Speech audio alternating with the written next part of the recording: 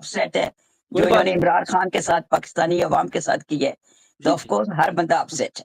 مگر خوشی تو ہے نا کہ خان صاحب جیتے ہوئے ہیں، خان صاحب نے یہ تو بتا دیا نا کہ میں جیتا ہوا ہوں، اب آپ فکر نہ کریں، میں جانوں اور یہ جانے، اب خان صاحب کا ان کے ساتھ پورا مقابلہ ہو رہا ہے، زور زمائی شروع ہے۔ مگر چوروں ڈاکو نے جو قبضہ کیا ہوا ہے، آپ دیکھ سکتے ہیں کہ مریم نواز کو سی ایم پنجاب بنا دیا گیا، جو کہ فارم 45 کے تحت آ رہی ہوئی ہے۔ ملک احمد کو بھی فارم 45 کے تحت اسپیکر پنجاب اسمبلی بنا دیا گیا، وہ بھی آ رہا ہوا ہے۔ دوسرا وہ اسٹیبلشمنٹ کا آدمی بھی ہے۔